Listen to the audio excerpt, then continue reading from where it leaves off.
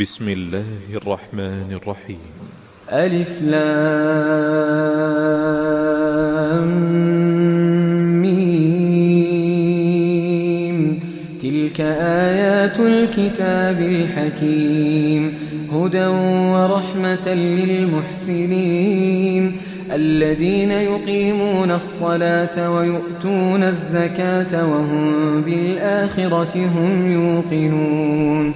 أولئك على هدى من ربهم وأولئك هم المفلحون. ومن الناس من يشتري لهو الحديث ليضل عن سبيل الله بغير علم ويتخذها هزوا، أولئك لهم عذاب مهين. وإذا تتلى عليه آياتنا ولى مستكبرا كأن لم يسمعها كأن في أذنيه وقرا، فبشره بعذاب أليم. إن الذين آمنوا وعملوا الصالحات لهم جنات النعيم خالدين فيها وعد الله حقا وهو العزيز الحكيم. خلق السماوات بغير عمد ترونها وألقى في الأرض رواسي أن تميد بكم وبث فيها من كل دابة وأنزلنا من السماء ماء فأنبتنا فيها من كل زوج كريم. هذا خلق الله فأروني ماذا خلق الذين من دونه بل الظالمون في ضلال مبين.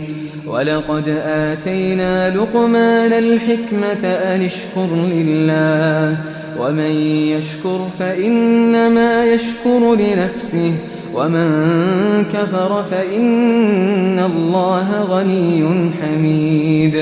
وإذ قال لقمان لابنه وهو يعظه يا بني لا تشرك بالله إن الشرك لظلم عظيم. ووصينا الإنسان بوالديه حملته أمه وهنا على وهن وفصاله في عامين أن اشكر لي ولوالديك إلي المصير. وإن جاهداك على أن تشرك بي ما ليس لك به علم فلا تطعهما وصاحبهما في الدنيا معروفا واتبع سبيل من أناب إلي ثم إلي مرجعكم فأنبئكم بما كنتم تعملون. يا بني إنها إن تك مثقال حبة من خردل فتكن في صخرة أو في السماوات أو في الأرض يأت بها الله إن الله لطيف خبير.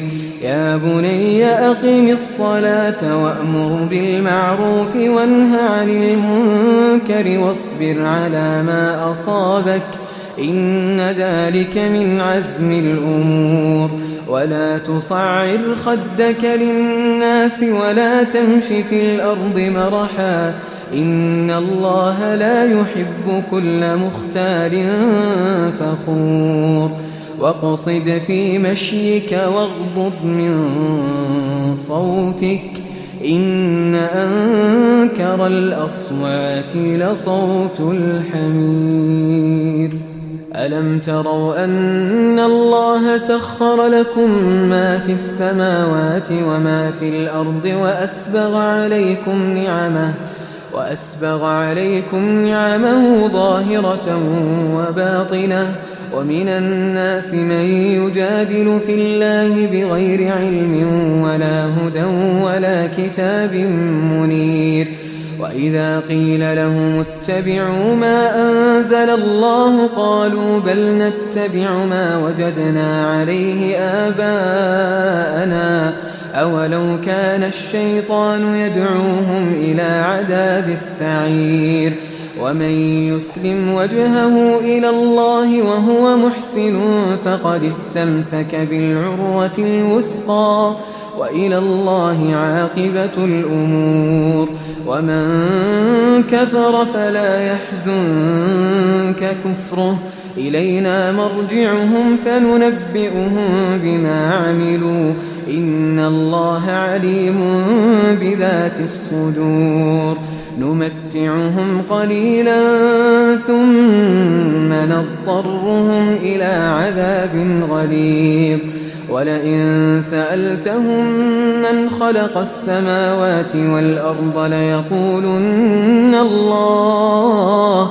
قل الحمد لله بل أكثرهم لا يعلمون لله ما في السماوات والأرض إن الله هو الغني الحميد ولو أن ما في الأرض من شجرة أقلام والبحر يمده من بعده 7 أبحر ما نفدت كلمات الله إن الله عزيز حكيم ما خلقكم ولا بعثكم إلا كنفس واحدة إن الله سميع بصير ألم تر أن الله يولج الليل في النهار ويولج النهار في الليل وسخر الشمس والقمر كل يجري إلى أجل مسمى وأن الله بما تعملون خبير ذلك بأن الله هو الحق وأن ما يدعون من دونه الباطل وأن الله هو العلي الكبير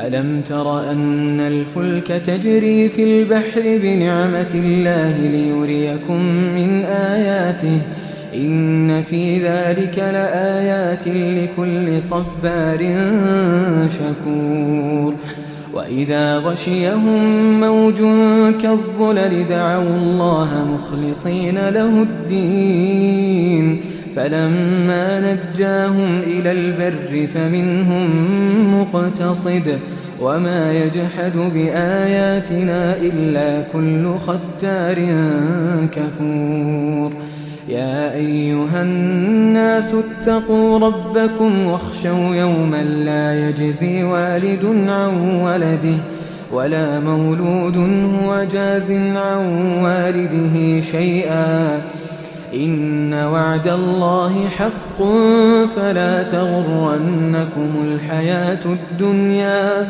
ولا يغرنكم بالله الغرور إن الله عنده علم الساعة وينزل الغيث ويعلم ما في الأرحام وما تدري نفس ماذا تكسب غدا وما تدري نفس بأي أرض تموت إن الله عليم خبير